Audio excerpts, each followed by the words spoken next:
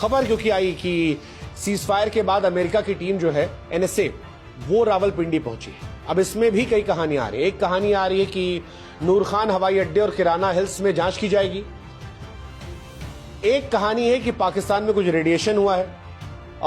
एक मेन जो ये तो परमाणु खतरे की जांच वाला ही है कि विमान देखे गए और ये काफी ज्यादा चल रहा है कि भारत के हमलों ने पाकिस्तान के परमाणु हथियार की सुरक्षा को प्रभावित किया और अमेरिका मेक श्योर करना चाह रहा है कि परमाणु हथियार जो है वो गलत हाथों में ना जाए। हालांकि ये ऊपर की बात है, अंदर की बात ये भी आ रही है कि अमेरिका इस मौके का फायदा उठाकर पाकिस्तान के अंदर चीन की जो तकनीक है उसे हासिल करने की कोशिश कर रहा है। अमेरिका ने पैसा देकर पाकिस्तान को खरीद लिया और पाकिस्तान मतलब उनका तो कोई दीन ईमान है नहीं, जो ज्यादा पैसा देगा वो उधर, तो ये उनका हमेशा से स्टैंड रहा है। ये एक छिपी कहानी हो सकती है। हालांकि इसी बीच में रेडिएशन की भी खबर आ रही है कि रेडिएशन लीक हुआ और ये कितना सच कितना फसाना पता नहीं, लेकिन ये सारी वो खबरें हैं जो अब अंदर खाने से चल रही है। कितना सच है ये सरकार को आकर क्लियर करना पड़ेगा। हालांकि ऐसा भी हो सकता है कि इनमें से बहुत सारा सच ऐसा हो जो कभी भी सामने ना आए।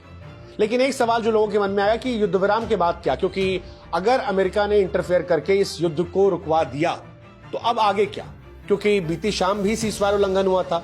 फिलहाल माना यही जा रहा है इंडिया पाकिस्तान के कॉन्टेक्स्ट में कि यह युद्ध विराम एक छोटी राहत है, लेकिन यह एंड नहीं है, क्योंकि अभी भी कई बड़े बदलाव हैं। पाकिस्तान में अभी भी अस्थिरता है। हालांकि ये माना जा रहा है कि अमेरिका अब गया है तो पाकिस्तान के अंदर पॉलिटिकल और सेना के तौर पर अगले कुछ दिनों में कई बड़े बदलाव मिलेंगे। मतलब ऐसा हो सकता है कि कई बड़े पाकिस्तान के अधिकारी जो हैं वो बर्खास्त कर दी जाएं, कुछ नेताओं के अंदर बाहर होने खबर हो जाएगी और कुछ नई नियुक्तियां जो हैं वो भी देखने को मिल जाएंगी। एक कहानी है।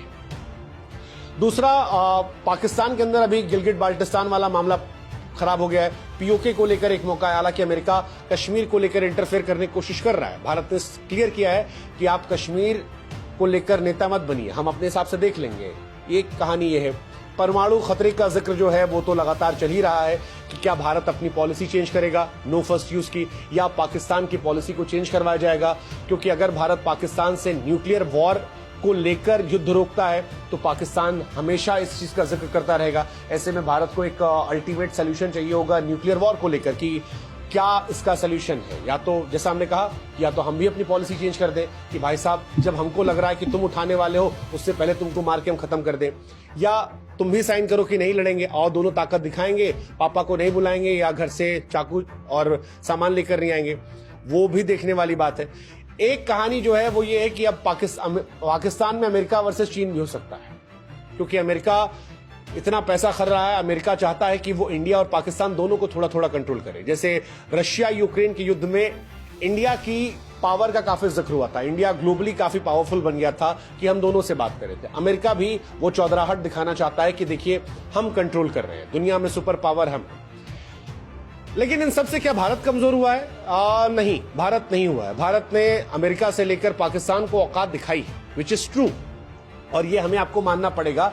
इसकी कई वजह। एक, कभी कोई सोच नहीं सकता कि किसी देश के न्यूक्लियर पावर प्लांट के पास हमला कर दी जाए। इंडिया ने वो हमला किया। पाकिस्तान की वो मस्जिद जिसको दुनिया ने देखा, जिसे हमने उड़ाया, जहां जैश ए मोहम्मद का कैंप था, पाकिस्तान के आतंकवादियों को हमने मारा। पाकिस्तान सिर्फ इस बात से खुश है कि सीज फायर हो गया। हम इस बात से नाखुश हैं कि सीज फायर हो गया। ये बता रहा है कि हमारे और पाकिस्तान के सोचने में कितना फर्क है। हमने उनको अपनी ताकत का एहसास कराया, हमने शक्ति प्रदर्शन किया और पाकिस्तान को स्पष्ट संदेश दिया। फिलहाल पाकिस्तान अमेरिका की गोद में है, लेकिन भारत इस बार शायद क्लियर है। और इसलिए हमें लगता है कि ये सवाल उठना चाहिए कि ये शांति जो है ये क्या तूफान से पहले ही खामोशी है, क्योंकि युद्ध विराम जो है ये एक बार परमाणु जंग को रोकने में कामयाब रहा, लेकिन शायद ये ठहराव है। भारत के किराना हिल्स और नूर खान पर हमलों ने पाकिस्तान को ये मैसेज तो दे दिया है कि हमारी नजर है उनकी हरकत पर और हम जानते हैं तुम्हारे परमाणु हथियार कहां हैं, तुम बदलोगे हम फिर पता कर लेंगे और हम ठोक सकते हैं। हमारी ब्रह्मोस मिसाइल ने उनको ये स्पष्ट संदेश दिया कि हम मेड इन इंडिया मिसाइल से तुमको उड़ा सकते हो, तुम्हारा डिफेंस सिस्टम कुछ नहीं कर पाएगा। दुनिया को मैसेज दिया कि इंडिया के हथियार अच्छे हैं, आप उन पर इन्वेस्टमेंट कर सकते हैं। लेकिन बीच में अमेरिका की टांग अड़ाना, टीवी चैनल्स का खामोश हो जाना और फिर कुछ कहानियों पर सरकार का चुप हो जाना, यह सवाल थोड़ा पैदा करता है, जिसकी वजह से ही शायद भारतीय थोड़ा परेशान है। और वो परेशान इसीलिए क्योंकि हमारी एक्सपेक्टेशन का लेवल सरकार से ये हो गया but still again it's a victory. 1971 से कई बार लोग कंपेयर करते हैं कि यार इंदिरा जी ने ऐसा किया था, वो कहानी इस कहानी में फर्क है। इंदिरा गांधी ने जब किया था तब बांग्लादेश अपनी आजादी की लड़ाई लड़ रहा था, बांग्लादेश में ह्यूमन राइट वायलेशंस हो रहे थे, बांग्लादेश में लोग खुद भी मारने को तैयार बैठे थे। ऐसे में इंडिया को सिर्फ जाकर वहां एक बार पाकिस्तानी फौज को हराना था, बाकी काम बांग्लादेश को खुद करना था, और इंडिया ने वो किया, बांग्लादेश बन गया। बाकी कहानी अलग है। पीओके को लेकर हमारी क्लैरिटी है, जो आज इंडियन गवर्नमेंट ने कहा कि बात सिर्फ पीओके को लेकर होगी। जहां तक बात है बलूचिस्तान की, तो वो इंडिया से डायरेक्टली जुड़ा हुआ नहीं, जैसे पाकिस्तान बांग्लादेश से डायरेक्टली नहीं जुड़ा था, ऐसे भौगोलिक स्थिति हमारी और उनकी बहुत अलग है, और इस वजह से इंडिया के साथ वो जुड़ नहीं सकता, वो दूर पड़ता है, वो हमेशा एक अलग इलाके के तौर पर रहेगा। उसको आप कैसे जोड़ोगे भगवान ही जाने, वो एक प्रॉब्लम है। लेकिन उसके बावजूद पहला देश बनना जो पाकिस्तान पर अटैक कर रहा है, ये इंडिया की तारीफ करता है। हाँ, क्या इंडिया गिलगिट बाल्टिस्तान पीओके पकड़ मजबूत करेगा, ये देखने वाली बात होगी। इंडिया पाकिस्तान से कैसे परमाणु धमकियों पर निपटेगा, ये देखने वाली बात होगी। अमेरिका और चीन का खेल क्या होगा, ये देखने वाली बात होगी।